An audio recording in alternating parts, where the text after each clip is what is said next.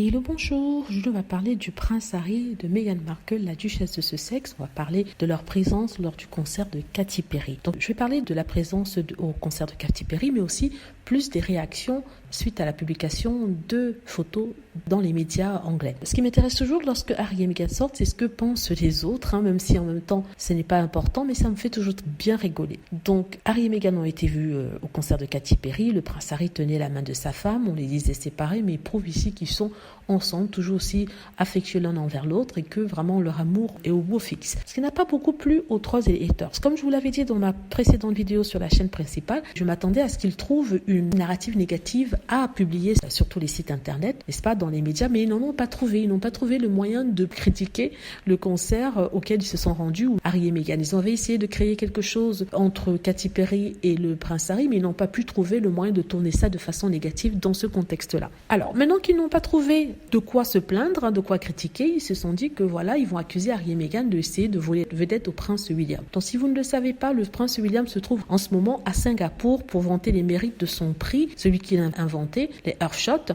un prix pour financer des personnes qui aident à lutter contre le réchauffement climatique et qui font des actions envers l'amélioration de la planète, de la nature et tout ça. Et ils disent que en fait, le prince Harry et Meghan Markle ont fait ça pour éclipser le prince William. C'est vrai que quand on regarde les médias, on parle très peu du prince William. C'est vrai que dans les magazines comme le Daily Mail, il n'est pas en première page. Ils ont couvert son voyage à Singapour, mais plus en haut de la page, il y avait Harry et Meghan. Il y avait au moins 3 ou 4 articles sur Harry et Meghan, n'est-ce pas? Et ces trois haters accusent Meghan et Harry de voler à chaque fois la vedette au prince William.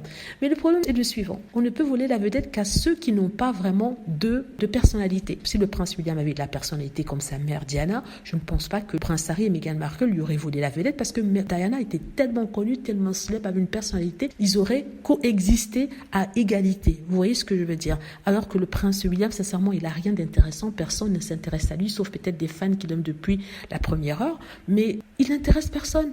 S'il avait de la personnalité, s'il n'était pas froid, s'il n'était pas sombre, les gens n'auraient jamais, s'il n'avait pas été sombre, les gens ne se seraient jamais occupés du prince Harry et Meghan Markle. Le plus marrant dans tout ça, c'est que même sur l'article sur le prince William, les commentaires ne tournaient qu'autour de Harry et Meghan, et c'était des commentaires des trolls et des haters. Alors, que voulez-vous, n'est-ce pas? On leur met leur prince préféré. La seule chose à laquelle les personnes pensent, c'est Harry et Meghan. Après ça, on va accuser Harry et Meghan de voler la vedette. Voilà, c'est ce que je voulais dire. Dites-moi ce que vous en pensez. J'espère que vous aimez la vidéo. N'hésitez pas à cliquer sur like si c'est le cas, à vous abonner pour plus de vidéos et à cliquer sur la petite cloche afin d'être averti lorsque je poste une nouvelle vidéo. Merci.